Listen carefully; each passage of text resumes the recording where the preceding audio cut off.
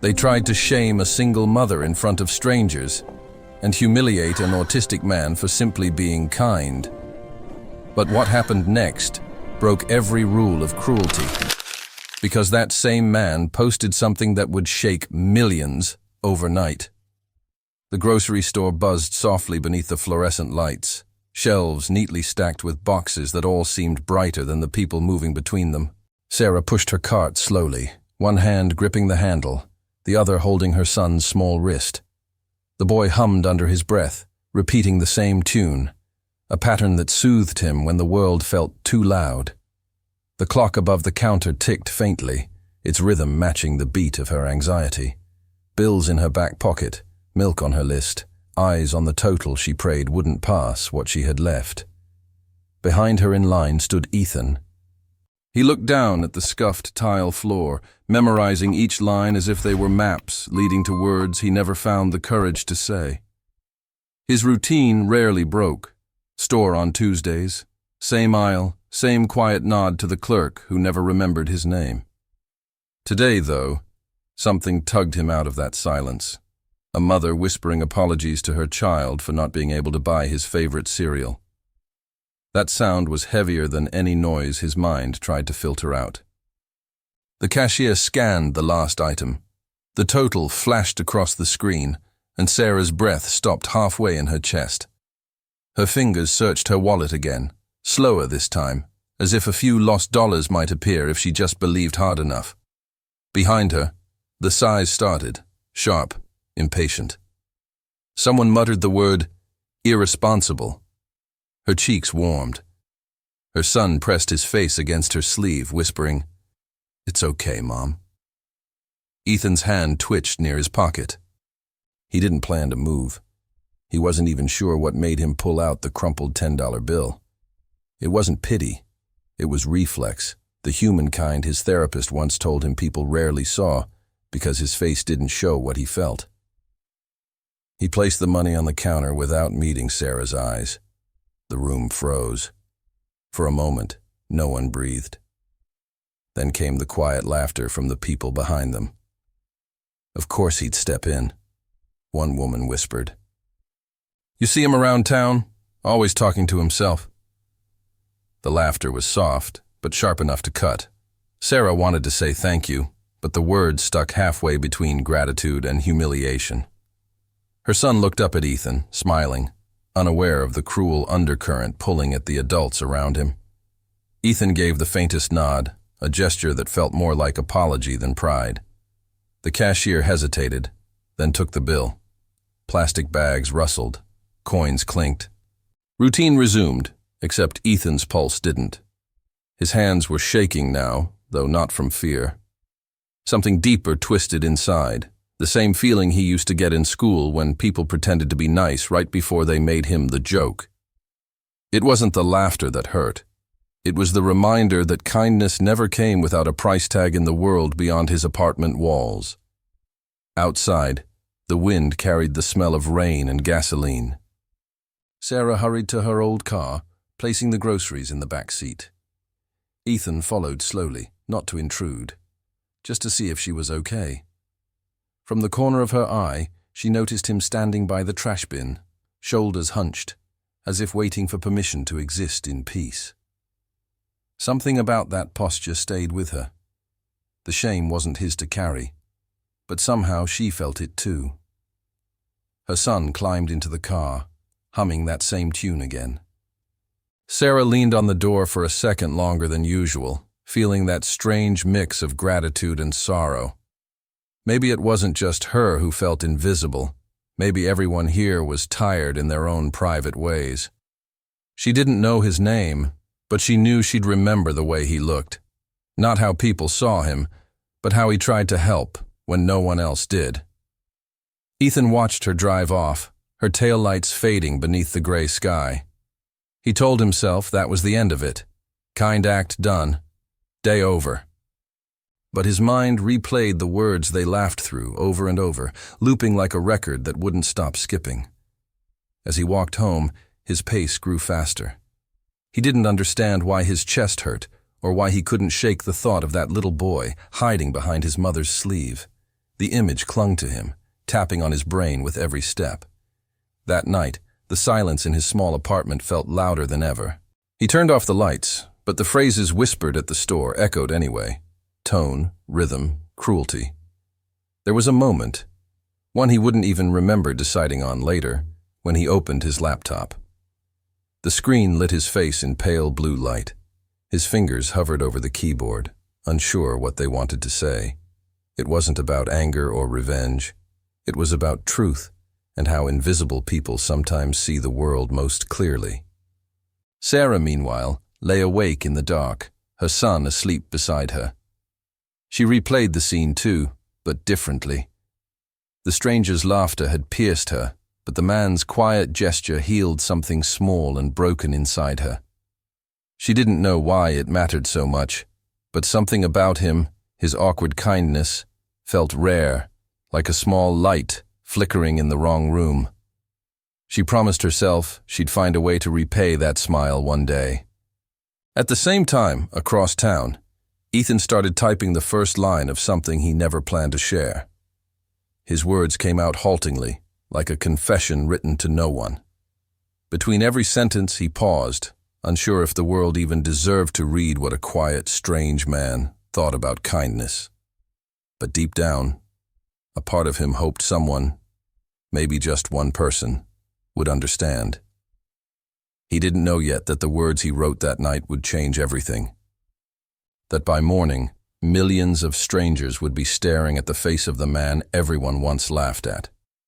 And as his fingers froze above the keyboard, he whispered a question only silence could hear.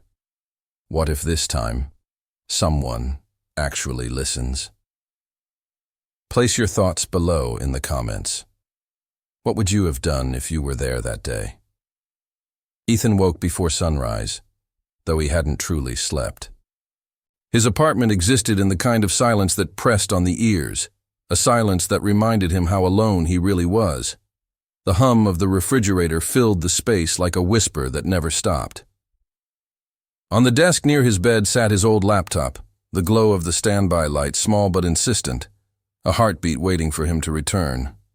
He stared at it for what felt like hours, unsure if posting his words would make him brave or foolish.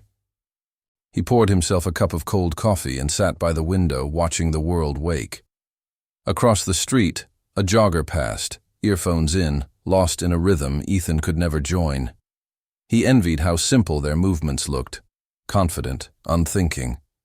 His own hands trembled as he touched the keyboard. Every sentence he wrote the night before felt personal, like showing the world the part of himself he'd always been told to hide. Yet deep inside, there was a voice whispering that maybe, just once, people needed to hear from someone like him. Flashbacks flickered, the school cafeteria where laughter came too suddenly, too loudly. The office where co-workers smiled to his face but rolled their eyes the moment he turned away. He'd learned not to react, not to trust reactions. His therapist once told him that his brain saw emotion as patterns of sound and color before meaning, and maybe that's why cruelty always felt distant at first, like thunder before the storm. But the words from yesterday had landed directly in his chest. They'd called him weird, they'd said it under their breath, and he'd heard every syllable like a crack in glass. The computer blinked to life. His post was still there, unsent, sitting in the draft folder. "We laugh at what we don't understand," it began. "But sometimes the people who scare us the most are the ones still learning how to be kind in a world that confuses kindness with weakness." He read it over, line by line, feeling that familiar wave of self-doubt rise. Who would care about something written by a man who barely talked to anyone? Outside, the first buses rolled by, an ordinary morning unfolding in an indifferent city. Ethan reached for the mouse, hesitated, and withdrew his hand. His heart rate climbed, shallow and fast. He stood, stepped back, and paced the room. The fear wasn't of being mocked, it was of being seen. Because once the world looked at him, they might look too far, see too much, and turn that seeing into ridicule. Again. The sound of his phone vibrating broke the stillness. A message from his mother blinked on the screen. She lived several states away, still protective, still worried. Don't forget your appointment today, and please, don't spend too much time alone again. He typed back only 2 words. I'm fine. But after sending it, he closed his eyes. He wasn't fine, and he wasn't sure he ever had been. By mid-morning, the tension inside had nowhere left to go. He opened the post again, read it twice, and hit publish almost by accident, as if muscle memory had made the choice for him. The screen refreshed, and it was done. For a few seconds he just stared, half expecting the world to change instantly. It didn't. The clock kept ticking, the refrigerator hummed. Somewhere someone laughed on the sidewalk below. An hour later, a single notification appeared. A like, then another, then 50, then 100. His email inbox started pinging with messages, replies, comments, words of support, empathy, apologies from strangers who said they too knew what it felt like to be different. The rhythm of notifications became hypnotic, like a pulse connecting him to people he'd never meet. He covered his face with his hands, overwhelmed by something between relief and disbelief. Among the flood of messages was one username he didn't recognize, but the profile picture made his breath catch. It was the single mom from the store, Sarah. Her message was short. I don't know you, but thank you. You reminded me that kindness still matters. He read it again and again until the words blurred. For the first time in years, his hands stopped shaking. By the end of the day, his story had spread far beyond the small town. It got reshared by accounts Ethan had never heard of, pages with hundreds of thousands of followers. Hashtags formed around his name. People called him the autistic man who reminded the internet how to feel. He should have felt proud, maybe even happy. But beneath the growing noise, a quieter thought crept in, unsettling and unfamiliar. He realized people weren't seeing him. They were seeing an idea of him, a symbol dressed in soft pity and easy inspiration. It frightened him how quickly the story stopped feeling like his at all. What he had written as truth was becoming public property, molded by strangers who didn't know the sound of his silence. As dusk fell and the lights flickered across the city, Ethan leaned back in his chair, the glow of the screen fading against his tired face. His phone buzzed again. Another message. Different tone. Hey man, we saw your viral post. Didn't know you were into emotional baiting. Classic. It was from his coworker, the one who used to tease him at lunch. Ethan stared at the words for a long time. The distance between admiration and humiliation, he thought, was always just one meme away. His fingers hovered over the reply button, but fell still again. For the first time since posting, he wished he could take it all back. Not because people misunderstood, but because some part of him already sensed that stories, once viral, never truly belonged to their authors again. That night, he deleted every notification and turned off his internet. Outside, the rain finally came, tapping softly on his window. Yet beneath that calm rhythm, something else stirred. A question too uncomfortable to name. Because Sarah had written again. And this time she hadn't messaged him to thank him. Here's topic 3. Continuing smoothly from the previous chapter, with deeper emotional focus on Sarah, her hidden struggles, and the moral tension rising beneath the surface. The neuropsychological framework remains fully woven into the narrative. Empathy, curiosity gaps, and quiet suspense guiding attention naturally. Sarah's apartment smelled faintly of detergent and rain-soaked laundry, a scent that felt both clean and tired. She sat at the kitchen table, surrounded by unopened mail, bills, notices, reminders written in government grey. Her son, Matthew, sat cross-legged on the floor, arranging his toy cars in perfect lines, humming softly as he played. It was a melody she'd grown used to, rhythmic, repetitive, maybe his way of keeping the world steady when hers felt ready to collapse. The phone buzzed next to her coffee mug. Another message. She didn't need to check who it was. She already knew. Her ex. A short and aggressive demand for child support adjustments, an old threat dressed as paperwork. Her hand trembled as she scrolled through the words. The way he twisted guilt into sentences still made her stomach knot. "He doesn't even talk right," he'd once said about their son. Back then, she'd stopped replying altogether. Silence had become her shield. But silence also had a cost. For years she had trained herself to survive on fragments, half meals, short naps, quiet tears released only when the house was dark. Each day began with gratitude and fear braided together.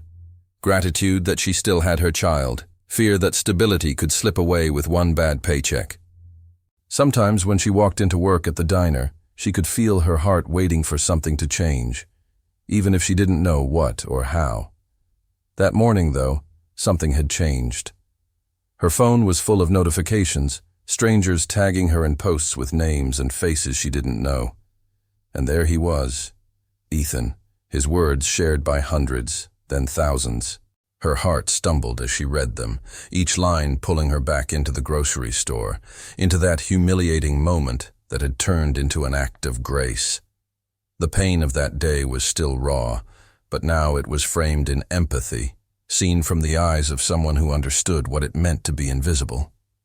She wasn't ready for what followed. Messages from social workers asking if she needed assistance, local reporters requesting interviews, old class acquaintances pretending to check in. It was overwhelming, yet a small, irrational part of her liked that people finally saw her, even if it wasn't entirely her story anymore. "Single mom who inspired the blog post," one headline read. She hated it, but couldn't look away. There was power in being noticed, even when it came wrapped in other people's pity. Matthew looked up at her, holding one of his toy cars, noticing the tension on her face. "Mom?" he asked quietly. "Are you sad again?" She forced a smile, shaking her head, but her eyes betrayed her. Children always saw truth before adults did. "No, baby. Mommy's okay. I'm just thinking." She reached down, brushing a strand of hair from his forehead, but her thoughts spiraled away toward questions she hadn't dared ask before. Could kindness go wrong? Could something pure, a stranger stepping in to help, become something dangerous when the whole world decided to watch? She didn't blame Ethan, not even a little. She blamed the hunger people had for pain they didn't have to live through. For them, it was a story, touching, simple, shareable. For her, it was her son's face online, her grocery bags, her debt, her shame, turned into content. She thought about deleting her profiles, disappearing before the noise became too big to manage. Yet when she saw Ethan's picture again, hesitating smile and all, something stopped her. He had looked lost that day, not weak, just misunderstood. Maybe he needed to know she was grateful. Maybe they both needed to remember that the moment in the store meant more than the laughter that followed. She typed a short message to him. "I don't know you, but thank you." Her thumb hovered before she pressed send. It was short, almost too simple, but after sending it she felt lighter, as if naming kindness aloud could protect it somehow. For a few hours, she almost believed that would be enough. Afternoon faded into evening, and she returned to washing dishes, the rhythmic clinking of plates filling the room. Matthew had fallen asleep on the couch, hugging a car tightly in one hand. She wiped her wet fingers on her jeans and checked her phone again. Another wave of messages, but something new stood out this time. A comment under Ethan's post. Not praise, not gratitude. Something vindictive. Crueler. A man claiming he'd lied about everything. Accusing her, too, of faking the moment. Her throat tightened. She read it twice, then 3 times, hoping she had misunderstood. But the replies multiplied. People debating, judging, mocking. Each word chipped at the fragile piece she'd spent years trying to hold together. She turned off her phone, staring into the dim reflection on the window. For the first time since the post went viral, she felt true fear. Not of poverty, not even of isolation, but of being twisted into someone she wasn't. again. That night, sleep didn't come easily. Every creak of the floorboards made her tense. Every buzz of the phone made her flinch. Somewhere inside, a small voice began to whisper the one question she couldn't silence, no matter how hard she tried. What if the world's kindness always comes with a hidden cost? Outside, the city lights flickered like warning signs.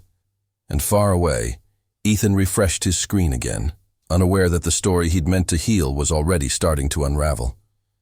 Here's topic 4, continuing directly from the last moment, where Sarah's fear meets Ethan's hesitation, building tension, empathy, and anticipation in a rhythm designed for emotional retention and deep narrative immersion. Ethan returned from work to a clutter of noise, digital and emotional. His post had exploded far beyond expectation. Emails poured in, mentions spread across platforms he didn't even use. At first, it felt almost unreal, like watching his reflection move on its own. But as night fell, reality caught up, not with admiration, but invasion.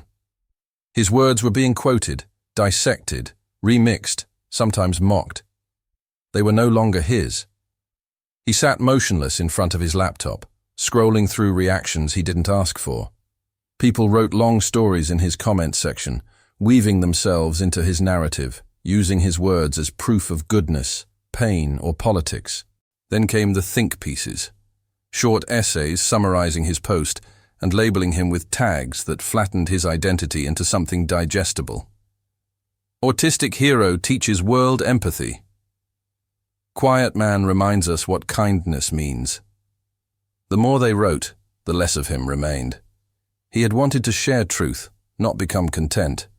But the world only knew how to consume. Some comments glowed with honesty, people opening up about feeling unseen, misunderstood, forgotten. Those messages humbled him, even gave him hope. Yet each time he clicked one, another appeared, that bit deep in its cruelty. Fake story. Attention seeker. Probably made it up. He could almost hear the same laughter from the grocery aisles, echoing louder and louder until it drowned the good ones out. Ethan closed his eyes and tried to breathe, counting slowly like his therapist had taught him. In through the nose, out through the mouth, 3 seconds each. But the world didn't slow with him. Notifications pulsed like heartbeats, each one a reminder that strangers now felt entitled to his soul. Guilt crept in, not for writing the post, but for pulling Sarah into the spotlight. He hadn't imagined she'd face any of this. He'd meant to protect her story, not set it on fire. He typed her name into the search bar. Past the noise, her face appeared in a short clip shared by someone else. Grainy, shaky phone footage from the grocery store. He clicked play, and his stomach dropped. It wasn't kindness on display anymore. It was spectacle. People commenting on her clothes, her expression, even her son's quiet murmuring. Cute kid, one said. But she knew somebody was filming, another argued. Ethan's chest tightened. He hadn't known someone had recorded them. He hadn't even looked around. He minimized the window, his jaw tight. The apartment walls felt closer than usual, almost moving, like the air itself carried judgment. He got up, pacing, muttering without realizing it. I messed up, he whispered. I shouldn't have posted it. I shouldn't have written any of it. But deleting it now would mean nothing. Screenshots had already spread everywhere. The story lived its own life now, and it didn't care what he meant by it. By midnight, he sat at the desk again, hands resting on the keyboard, the blank text box waiting for him. He started to draft a new message, not to the public, to her, to Sarah. He typed and erased sentences again and again. I'm sorry. Too heavy. I didn't mean for this. Not enough. He leaned back, eyes darting across the ceiling as if searching for the words between the cracks in the paint. What could he say to a stranger whose world he might have complicated just by trying to be kind? Outside his window, rain streaked the glass again. Relentless, thin, and meticulous. Like everything about him, He imagined Sarah reading the comments too, hiding her son from the noise. He thought about her trembling wrists at the checkout counter, the sound of coins clinking on the register, the rasp in her voice when she said, "Thank you." He couldn't let that moment die on a lie. So he wrote again, longer this time. Not a post, but a message meant to be private. He told her how her son's smile had stayed with him all night. How it reminded him that kindness didn't need to win, it just needed to exist. He thanked her for letting him share the moment, even unintentionally. Before he could overthink it, he hit send. Then a strange calm spread through him, fragile but real. For a brief instant, the noise outside his screen didn't matter. He stood near the window, letting the cool air hit his face. Somewhere out there, people were still talking, debating, mocking, admiring. But in here, there was silence again. The kind he could handle. His phone buzzed minutes later, a reply. Sarah had seen the message. Her words were short, gentle, but laced with worry. "People are saying things that aren't true. My work called. I'm scared." Ethan froze. He read it twice. Something inside him twisted, the same way it had years ago when his attempt to help someone in high school had turned into humiliation for them both. He still remembered the phrase they used then. "He means well, but he ruins things." He stared at Sarah's message for a long time before replying. The truth at the edge of his mind scared him more than any insult online, because deep down, he feared the world wasn't really laughing at them. It was feeding on them. And this time, he wasn't sure how to make it stop. Here's topic 5, where the emotional pace accelerates, empathy collides with chaos, and the viral post becomes a mirror of everything broken and beautiful in human nature. The narrative deepens both Ethan's and Sarah's tension, building suspense through silence, misinterpretation, and the collective psychology of the online crowd. By morning, Ethan's phone wouldn't stop vibrating. Notifications multiplied faster than he could clear them. Messages flooded his inbox. A carousel of gratitude, sympathy, criticism, and confusion, all tangled together in one endless scroll. Every few seconds, the tone shifted. Someone thanked him for opening a conversation about empathy. Someone else accused him of exploiting mental health for attention. It was as if the internet had split itself into two versions of humanity. One that cared deeply, and another that cared only to destroy. He watched from behind his screen, powerless. Strangers argued about his autism, about Sarah, about the boy at the grocery store. Paragraphs poured in with words like autism awareness, poverty narrative, and fabricated heroism. Big phrases that sounded noble until you saw what they really meant. Everyone wanted a version of the story they could use. Nobody wanted the truth, that two tired, ordinary people had simply collided in a painful human moment. Sarah sat in her small kitchen at the same time, her laptop open, her face pale against the light of the screen. She scrolled through Ethan's post again.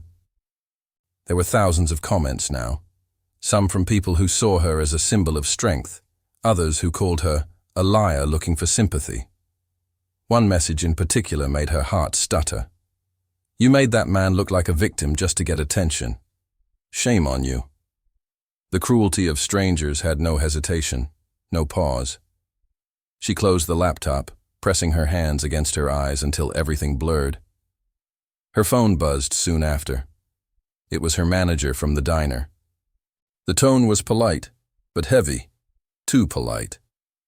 "We've been getting calls, Sarah. Mostly good ones. But some are saying you created a scene here in town. We just need the place to stay out of drama." She understood what that meant. They wouldn't fire her outright. They'd just stop giving her shifts until things blew over.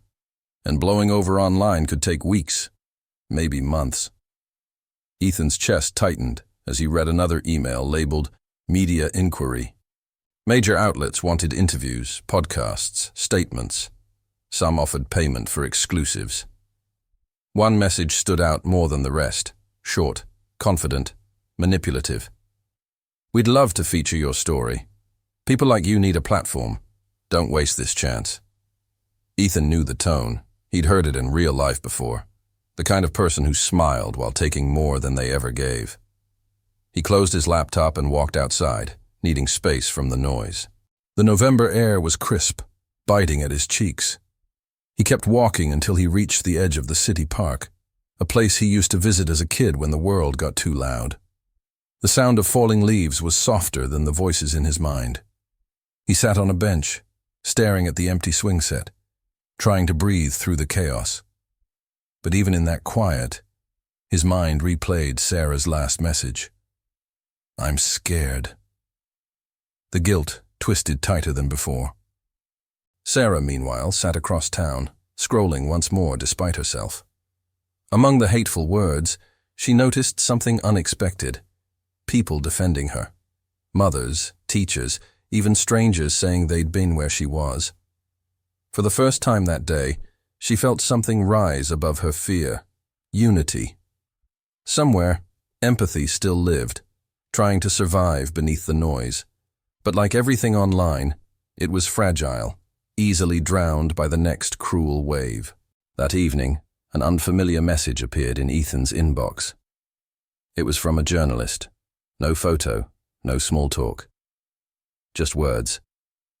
"Do you realize how big this is getting? There's footage of you now. You might want to see it before everyone else does." Attached was a clip. His hand hovered over the play button for a long time before pressing it.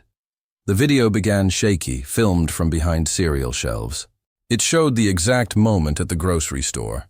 Sarah struggling, his quiet gesture, the laughter. The camera panned to his face, catching his startled expression. But it didn't stop there.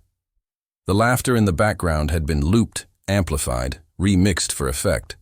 It wasn't just a moment anymore. It was an internet spectacle. Ethan's stomach twisted. Thousands of comments flooded beneath the video in real time. Some called him an angel. Others mocked his posture, his speech, his plain clothes. A single clip had split the world into camps that both worshipped and humiliated him. He turned off the screen, his reflection staring back, pale, trembling, unreadable. Meanwhile, Sarah's phone lit up with the same link. She clicked it helplessly, covering her mouth as she watched herself turned into a headline. For a few seconds, she couldn't breathe. Her son entered the room quietly, holding his toy car, sensing the shift in her energy. "Why are people saying bad things, Mom?" he asked softly. She tried to answer, but the words failed her. Some lessons, she realized, had no comforting truth behind them. In another part of the city, Ethan sat alone in the fading light, wondering if silence would ever protect him again, or if the world had finally found a way to turn even quiet acts of goodness into public warfare. And just as the thought settled, his phone buzzed again. It was Sarah. "We need to talk. It's getting worse." The backlash didn't arrive like thunder. It crept in quietly, disguised as curiosity. At first it was small, scattered questions floating beneath hundreds of kind comments. People began to wonder if the story had been embellished, if there was something off, something rehearsed. The more they speculated, the more others joined in, as if skepticism itself was a form of entertainment. Ethan could almost feel the shift in tone through the screen, the way warmth cooled into something sharp and watchful. What had started as empathy had now evolved into public dissection, and this time, he was the experiment. He never imagined that silence could sound so loud. At work, people no longer spoke to him the same way. Voices lowered when he entered the room, smiles stretched thinner than air. A co-worker laughed softly one afternoon, tapping her phone before whispering something that made another chuckle. He could hear his name, could hear how it sat between their amusement and pity. Those moments, fleeting but endless, pressed on his chest harder than any insult online. People didn't need to say cruel things directly. Sometimes invisibility was its own violence. His supervisor called him into the office, pretending to care, pretending not to judge. "You might need a break, Ethan." "Just some space," the man said, carefully avoiding eye contact. The word space lingered cruelly. It sounded like concern, but felt like exile. Ethan nodded once, trying to convince himself that everything would blow over soon. But as he stepped out of the building with an unpacked desk and pockets trembling, something inside him whispered that normalcy wasn't coming back. It had been replaced by something colder, something harder to name. Across town, Sarah's own world was unraveling in the same rhythm. Her phone rang endlessly, full of messages that blurred together. Apologies from people she barely knew, insults from those who'd never met her. The diner where she worked became tense territory. She could feel the uncertain stares each time she entered. The manager's tone had changed, polite but detached, as if kindness was a liability now. By the end of her shift, he suggested she take some time off, until things calmed down. The phrase tasted identical to rejection, wrapped in forced empathy. That night, Sarah sat at her kitchen table, scrolling through what people said about her. Complete strangers seemed to know her entire life story, inventing new details every hour. Someone had found an old Facebook post from years before and reworded it to sound manipulative. Another user began a thread calling her the mother who plays for pity. It wasn't anger that consumed her. It was disbelief that people could twist ordinary pain into something marketable. Every lie repeated felt intimate, like a stranger walking uninvited through her memories. Ethan spent that same evening staring at the blue light of his computer screen, absorbing words that refused to stop multiplying. Comment sections swelled with contradictions, thousands praising him one minute, discrediting him the next. It felt less like popularity and more like being trapped inside a storm that never truly ended. Some called him brave, others treated him as spectacle. And in the cruelest moments, people compared him to their own relatives. I know someone just like him, but less dramatic. His existence had become a mirror. People used to reflect themselves. He thought of the grocery store again, the image of Sarah pressing bills toward the cashier while strangers laughed. He'd carried that memory because of the pain in her voice, the ache of someone trying to hold dignity together in front of a world eager to break it.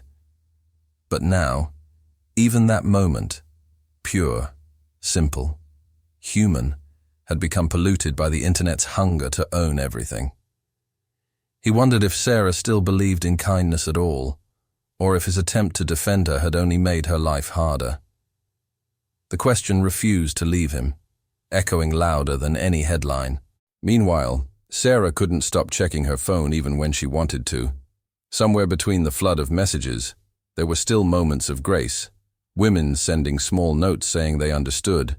Mothers thanking her for being honest about weakness. But kindness online was fragile, easily drowned by the next cruel comment. One review under the diner's page mocked her voice, calling her another attention-seeking single mother. She closed the phone, pressing it face down, as if hiding it could stop the words from crawling under her skin. The world, it seemed, no longer differentiated between truth and performance. Headlines recycled their names without consent, looping the same phrases in endless variations. The autistic man and the single mom, a story gone too far. Reporters camped outside her workplace one morning, pretending to sympathize while aiming their cameras low enough to capture her discomfort. That's when Sarah realized something had shifted. She wasn't a person anymore. She was narrative material dressed in human exhaustion. And strangers never stop writing when the page bleeds. Ethan tried to disappear online, deleting his accounts piece by piece. But disappearance, he learned, was impossible once the world decided it owned your silence. Publishers repurposed screenshots of his posts. Influencers used his words as background for their videos. He saw his sentences quoted on wallpapers, misattributed to authors who'd never heard of him. And there, hidden between the noise, were messages meant to hurt, mocking the way he spoke, the way he stood, the shape of his mouth when he tried to smile. Cruelty, he realized, had never needed imagination, only attention. Sarah's nightmares came disguised as phone calls. Anonymous numbers filled her screen late at night. Long pauses, sometimes heavy breathing, sometimes laughter that didn't sound amused. She learned to let the calls ring until they stopped, but each one left a residue. A hollow ache that silence couldn't heal. One evening she answered out of instinct, and a voice whispered her address. The call ended, but the fear didn't. It lingered, thick and metallic, long after the dial tone faded into quiet. Her son, sensing her fear without understanding it, began sleeping closer to her bed. Each morning, she pretended nothing had changed, but the strain showed in her eyes. The child didn't need to ask what was wrong. Children know pain by instinct, not explanation. Some nights she'd hold him until dawn, staring at the doorway, as if expecting shadows to knock. Exhaustion became her new normal, not the tiredness of work, but of being misrepresented by a world that runs on noise. Across the city, Ethan stared at an empty message box, his fingers hovering over the keyboard. He wanted to write to her again, to tell Sarah he regretted everything, not the act of kindness, but the chaos it birthed. But words frightened him now. They no longer belonged to the ones who spoke them. He typed 3 lines, erased them, then closed the lid of his laptop gently, as if silence might undo what sound had broken. Sitting in the dark, he wondered if words could ever truly heal after being weaponized.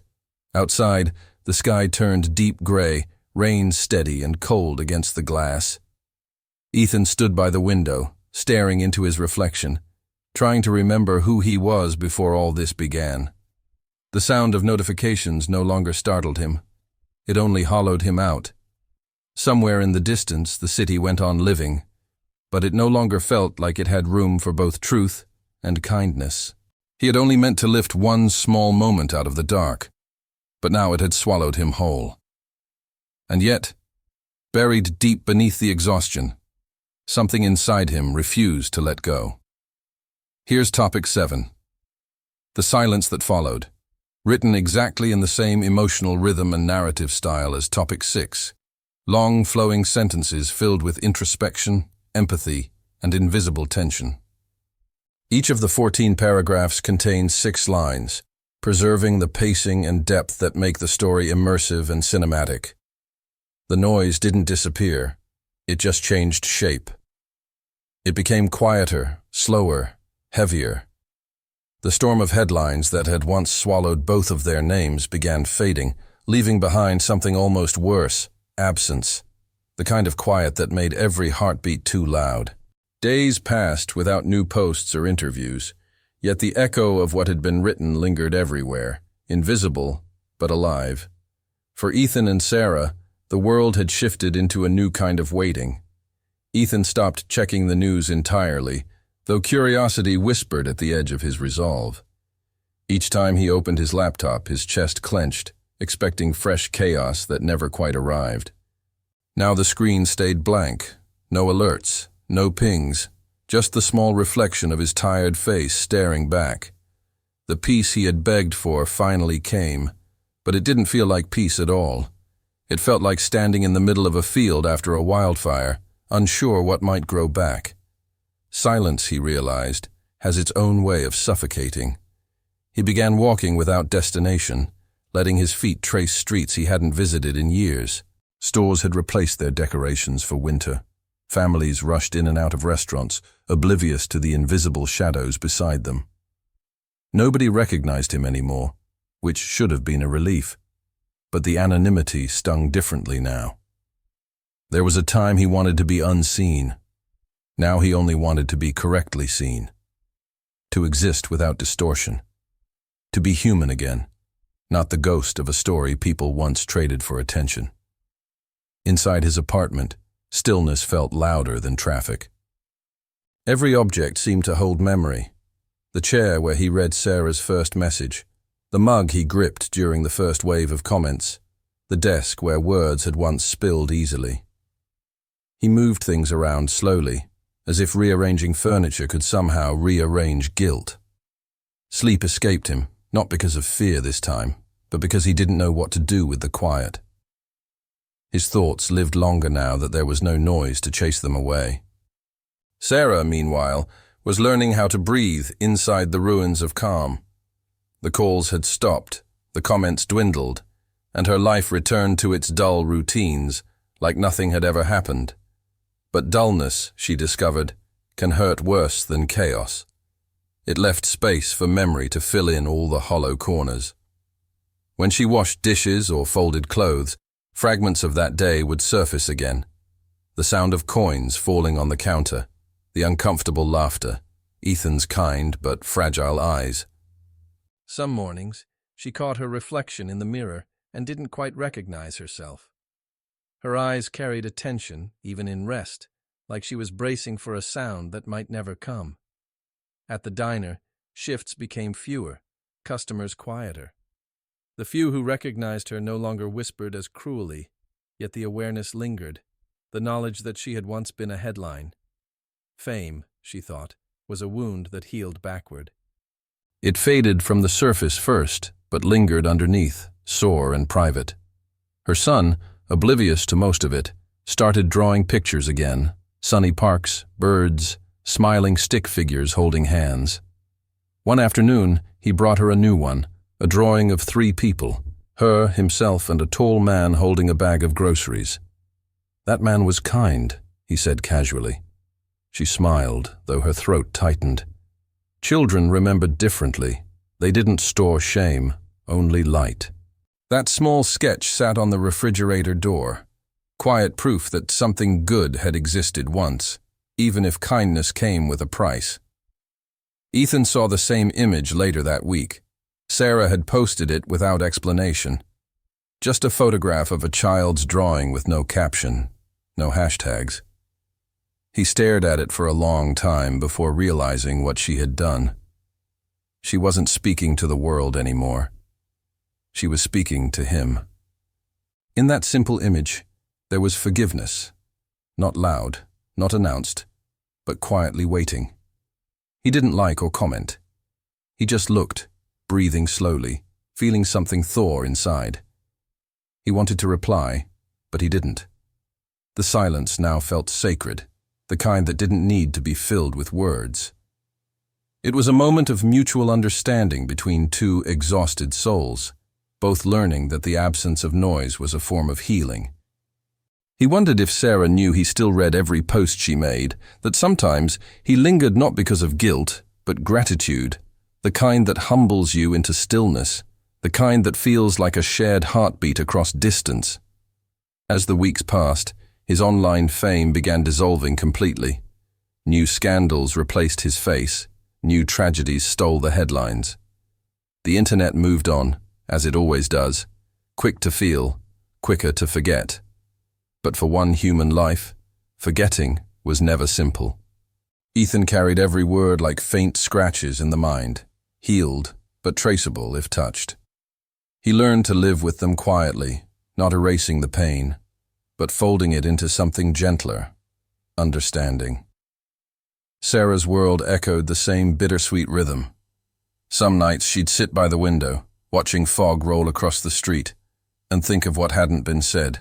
She didn't know Ethan beyond one moment in time, yet somehow he felt familiar, like a mirror reflecting the parts of herself she tried to hide. There was comfort in knowing someone out there understood quiet people, those who hurt privately but love fiercely. Sometimes she even caught herself hoping he was okay, though she didn't expect to know. The day she returned to work full-time, everything looked the same, but felt different. The smell of coffee, the hum of the fryer, the faint music from the radio, all ordinary sounds she used to tune out. Now, they felt precious, grounding, real. When customers smiled, she smiled back for reasons deeper than politeness. Every small kindness felt heavier, richer, almost sacred. Pain had somehow recalibrated the world, sharpening what mattered and softening what didn't. Ethan began volunteering at a small community center near home, sorting donations, working quietly in the background, blending into life again. Sometimes he'd see single mothers come through, people struggling like Sarah once had. He never mentioned his story. He just helped quietly, offering small gestures no one clapped for. There was healing in small things done without witnesses. Maybe that, he thought, was what kindness was supposed to be from the start. Silent, steady, unrecorded. One evening, as winter settled fully, he looked out the window and saw children building a snowman under the streetlight. Their laughter rose through the cold air, unguarded, clean. For the first time since that day in the store, he smiled without hesitation. The story the world had twisted no longer belonged to them, but the humanity behind it still did. And though he didn't know if Sarah would ever see him again, he whispered her name softly, not as regret this time, but as quiet remembrance of the night kindness tried to survive the crowd. It started with a single post, simple, quiet, unremarkable at first glance. Sarah didn't plan it for attention. She didn't even attach her name to it. One evening after work, still in her uniform, she sat at the small kitchen table and pressed record on her phone. Her voice trembled at first, not from fear, but from the weight of what she carried. She talked about kindness, about misunderstanding, about how silence sometimes saves lives more than applause ever could. And when she ended, she whispered two words that changed everything. Thank you. The way she said it mattered. It wasn't loud or perfect.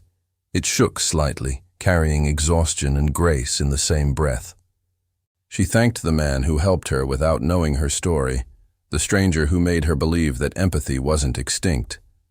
The video was less a speech than a confession, humble, unpolished, truthful. Her eyes glistened as she said, "He didn't owe me anything, and still, he cared." She uploaded the clip and set her phone face down, not expecting anyone to watch. That night, she fell asleep without checking the numbers, but numbers didn't care if she looked or not. By dawn, they were multiplying faster than anyone could trace. The post crawled across social media platforms and news outlets like wildfire carried by wind. People replayed her trembling voice over and over, quoting pieces of her sentences as if they were scripture. "He didn't owe me anything, and still, he cared," appeared on timelines across languages, stitched into digital soundtracks, written on handmade posters. The world that had once torn them apart began, quietly, to sew them back together. Ethan found out the next morning when his neighbor knocked on the door.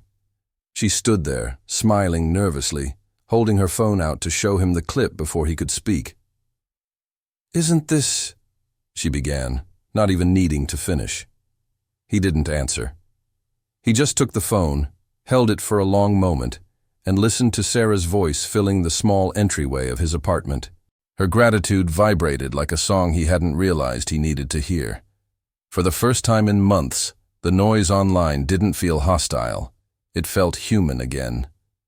He sat down later, replaying it alone, unable to move past the stillness her words left behind. Gratitude, when spoken honestly, has a way of clearing the room, of forcing everything else to pause. Ethan didn't cry, but something inside him unraveled gently. Every insult, every twisted headline, every wound from the past weeks lost its edge beneath those two simple words. "Thank you." He whispered them to himself again and again, as though trying to learn how to believe them. The internet, for once, listened differently. Comment sections flooded not with arguments, but with stories, people confessing the moments they were helped and moments they failed to help others. Teachers spoke about kind students, nurses about gentle strangers, sons about mothers they hadn't spoken to in years.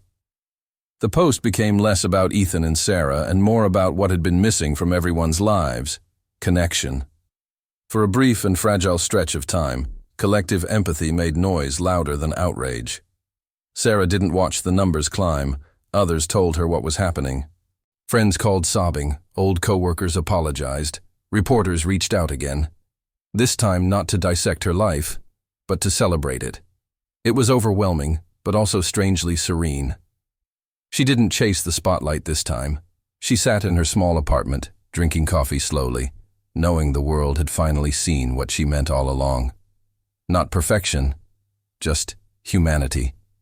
And maybe, she thought, that was enough. At the diner, everything changed. Customers she didn't know quietly left tips larger than their meals, notes scribbled on napkins. "You reminded me my kindness matters." Her boss reinstated her full schedule, pretending he'd never distanced himself. Even strangers passing on the street offered nods of soft recognition, not the invasive gaze of curiosity, but the acknowledgement of respect. And every time someone said, "You're the woman from the video," she smiled politely, though deep down, she whispered back, "No, I was the woman long before the video." Ethan hesitated for a week before messaging her. His fingers hovered above the text box for nearly an hour before the words appeared. "I saw your video. You didn't have to say thank you, but I needed to hear it anyway." He deleted the draft 3 times before finally pressing send. Her reply came hours later, just 3 words long, but filled with warmth. "You saved me." It wasn't dramatic or romantic, just honest. A simple acknowledgement between 2 people who had both carried too much in silence. Their messages didn't continue often, but they didn't need to. A quiet understanding grew in the spaces between them, like a language without sound. Sometimes, Ethan would see her post a photograph, a coffee mug, a sunrise, a messy kitchen, and know it was a way of saying, "I'm okay." And sometimes, she would see him share a quote about empathy and feel the same. They were living separate lives, stitched together by a single act that refused to fade with time. The press tried to revive the story again, calling it the redemption of the internet, but neither of them responded. Some truths, they both had learned, lose meaning when explained too many times. The moment wasn't about fame or clicks anymore.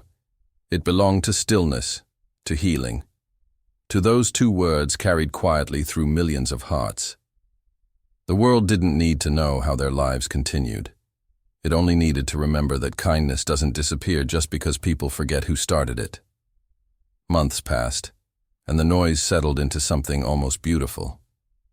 The grocery store changed owners, the city repainted its walls, and both their names slowly slipped from headlines. But echoes of their story lingered, in classrooms, in small acts of generosity, in quiet courage shared between strangers who'd never met. Ethan would sometimes overhear a conversation about that woman and that man, and he'd smile softly, not correcting anyone. The details didn't matter anymore. The feeling did. Sarah, too, moved forward, lighter now, but aware of the scar memory leaves even after healing.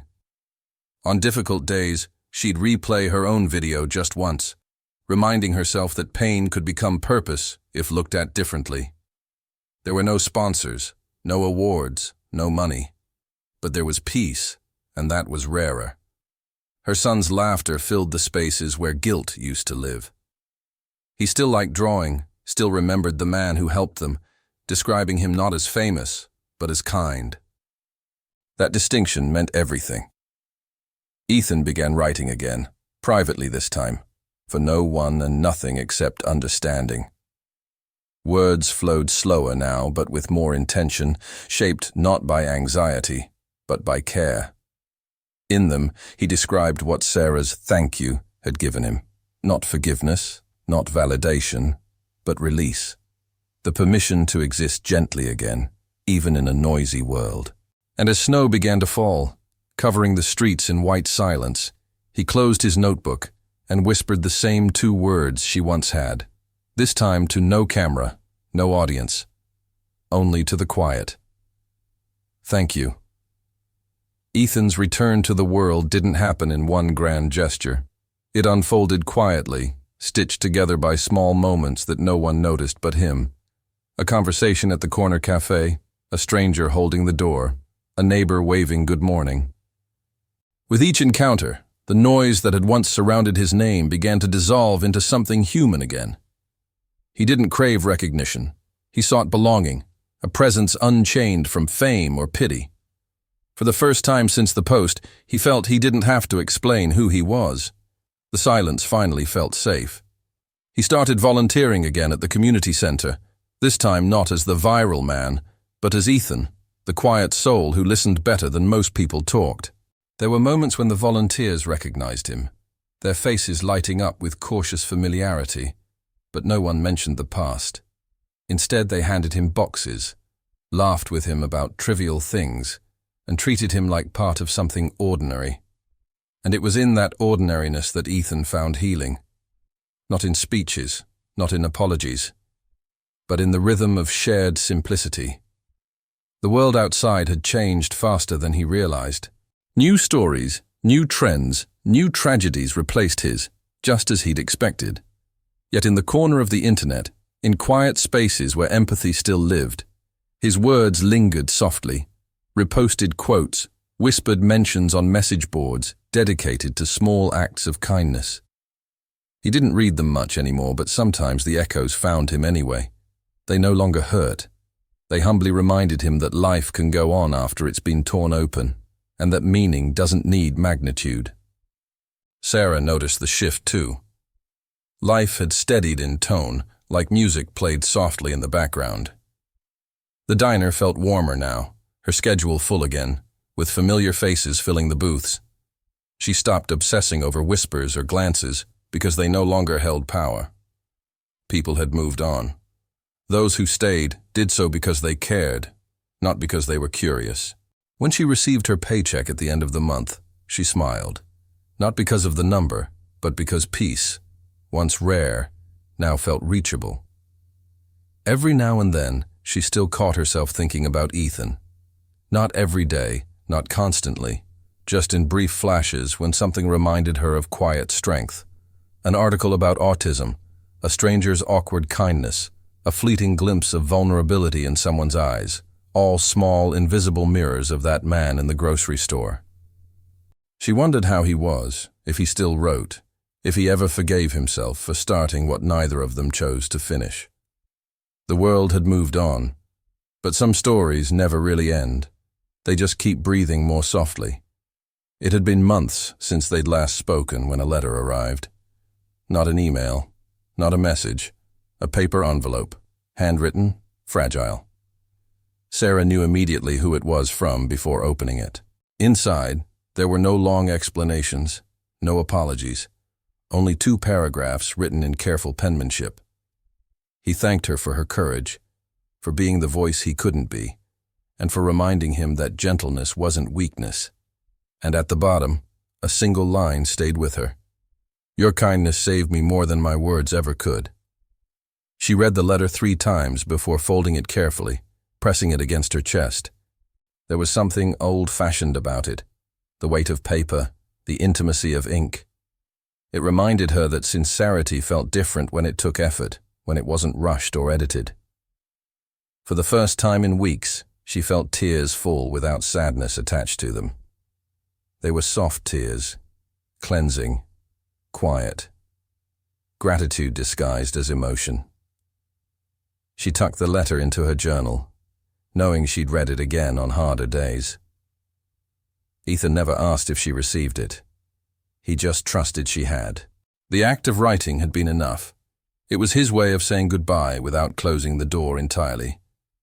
After sending it, his thoughts felt lighter, the apartment less confined. Sometimes, healing doesn't roar into being. It arrives like a sigh, unnoticed, but real. He cleaned the clutter from his desk, opened the curtains, and let sunlight fill spaces that had gone untouched since the story began. It felt like reopening a window in a house that hadn't breathed in months. One weekend, while sorting donations at the center, a boy's laughter echoed across the room. The sound was familiar, warm, rhythmic, unfiltered. He looked up and froze for a moment. There, at the doorway, stood Sarah with her son, balancing a box of canned goods. She smiled when she saw him, tentative but genuine, the kind of smile that carries no baggage, only peace. Their eyes met, neither speaking for several seconds, both knowing that time had built the apology words could never express. They talked for a while, softly, simply, surrounded by the scent of cardboard and dust. Sarah told him how the diner was doing, how Matthew was growing fast, how the noise had finally faded. Ethan listened, nodding, feeling both nostalgia and relief mix in equal measure. When she thanked him, again, he smiled, shaking his head slightly. "No," he said gently. "You taught them why kindness matters." Their conversation didn't need resolution. It existed only to affirm that both had survived something few could name. As they parted, Sarah placed a small envelope in his hand. Inside was a drawing from Matthew, 3 figures again, this time standing under sunlight instead of clouds. The caption read in crooked handwriting, "The day we laughed again." For Ethan, that drawing wasn't a souvenir. It was proof that stories could end without breaking, that tenderness could outlast humiliation. He folded it carefully, promising to keep it safe, and deep down, he knew he already had. That night, Ethan placed the drawing beside Sarah's letter and his old coffee mug.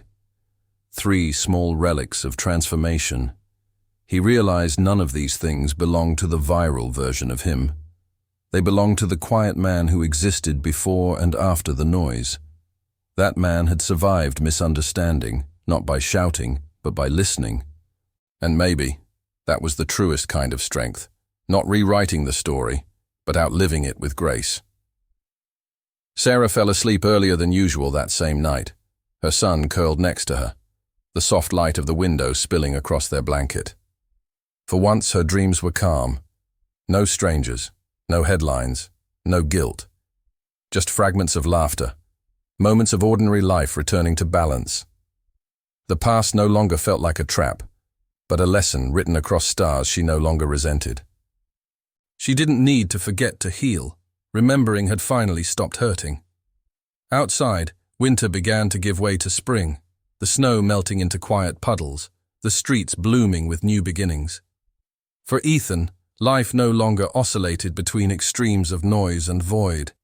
It flowed, evenly and honestly. And as he walked home one evening, the fading sun painting gold across his hands, he whispered a truth that lingered on his breath. "The story isn't mine anymore." He smiled faintly, because it wasn't loss he felt. It was freedom. Here's topic 10, the picture that broke the internet, written in the exact same emotional style, structure, and 6-line paragraph format as before. This is the story's final crescendo, heartfelt, reflective, and quietly breathtaking, ending with a feeling that lingers beyond words. Spring arrived like an apology, soft, hesitant, full of second chances. The town began to bloom again, its gray corners touched by green and light. Sarah woke early one morning to the sound of birds and realized how long it had been since peace felt natural. She brewed coffee, humming under her breath, watching her son draw at the table beside her. The simplicity of that moment made her throat tighten. Some wounds don't heal through time alone. They heal when life dares to look ordinary again. That same week, Ethan spent his mornings painting walls at the community center. The project was small, a volunteer effort to brighten rooms with color and warmth. He worked quietly in the corner, losing himself in the circular movements of the brush. There was something therapeutic about painting, about covering the old and giving space for something new. He didn't notice Sarah arrive until her son called his name. That one voice, high and clear and free from judgment, broke months of distance in an instant. Sarah smiled as she walked closer, carrying a small tin of white paint. She said hello like someone revisiting a forgotten melody, easy and familiar. Their conversation flowed gently. No awkward pauses, no mentions of the past, only simple updates about life. Ethan laughed once, softly, when Matthew asked if he could help. "Of course," he said, handing the boy a brush. And just like that, the 3 of them painted in silence, their strokes uneven but full of grace. The air inside carried the warmth of quiet forgiveness. Sarah took a picture without thinking about it. Just a candid snapshot. Ethan kneeling beside Matthew, both with splashes of white paint on their sleeves, both smiling at something unseen. There was no plan, no framing, just truth. She looked at the image later that evening, sitting in the warmth of her kitchen, and felt something shift. It wasn't a story about pity or redemption anymore. It was about ordinary people who had survived unkindness and chosen light again without asking for permission. She posted the photo with a simple caption. Some walls keep people apart. Others you can paint over together. No hashtags, no explanation. Just that. Within hours, the image began to spread. Slow at first, then faster. Shared, saved, quoted. People called it the most human picture they had seen in years. No filters, no poses, just 3 people existing side by side, healing in the open. The comments filled with quiet gratitude, strangers saying it made them want to forgive, to reach out, to begin again. Ethan saw the post the next morning, his phone lighting up with messages he didn't expect. Friends, old co-workers, even strangers wrote words that brought more peace than guilt. Nobody spoke about the past anymore, only about the now. He studied the picture for a long time, his fingertips hovering over the screen as if afraid to break it. Maybe this, he thought, was what healing looked like. A small, still frame where everyone is breathing again. He smiled, this time without hiding. The internet, always chasing spectacle, had stumbled upon something that refused to perform. The photo circulated across continents, through languages, through moments of digital fatigue. It wasn't viral because it shocked anyone. It was viral because it soothed them. People began sharing their own walls being painted, families repairing, neighbors reconciling, strangers rebuilding trust. Kindness had become contagious without needing a headline, and both Ethan and Sarah watched quietly from afar, letting the world find meaning on its own. Reporters tried reaching out again, asking for interviews, for statements, for explanations. Both ignored their calls. Some stories lose beauty when told twice. Silence, they had both learned, protects truth more than attention ever could. They didn't owe the world a sequel. The first one had already said enough. Their moment now belonged to everyone, a shared piece of peace that didn't need authorship to exist. The beauty of the picture wasn't in who was in it, but in why it was real. Weeks passed, and the photo settled into legend, timeless, unclaimed, endlessly shared. It became a symbol used in classrooms, speeches, and small cafes that hung it by the counter without a caption. People didn't need names to understand it. The image carried a message more powerful than any viral post could hold, that empathy isn't loud and healing doesn't beg for applause. It happens quietly, in paint-stained hands and honest eyes, willing to look at pain without turning away. One evening, Sarah printed the photo and framed it above her kitchen table. The corner of the frame caught the last golden light of sunset, casting a soft glow over the picture. Her son looked at it, smiling proudly. "That's us," he said. She nodded, feeling the weight in her chest ease a little more. "Yes," she whispered. "That's us," remembering how to start over. Sometimes, forgiveness doesn't need words. It just needs proof that life kept going. Ethan printed a copy too, though he kept his in a journal instead of on the wall. On difficult days, he'd look at it before heading out the door, reminding himself that good things could survive chaos. It no longer reminded him of the pain, but of resilience, the quiet, invisible kind that shows in the tilt of a smile or the stillness between hearts that once broke. The man in the picture wasn't a symbol anymore.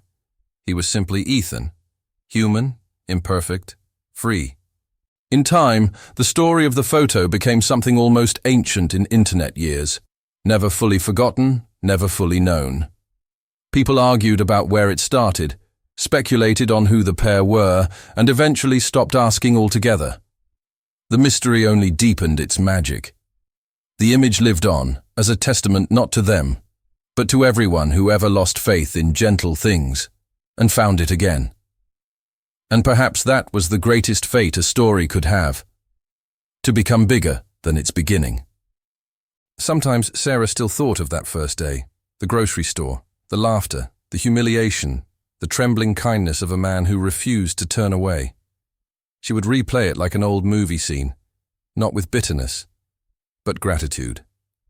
That single act had changed everything, not because it went viral, but because it reminded her that even in broken places, kindness can still bloom. The memory no longer hurt. It glowed.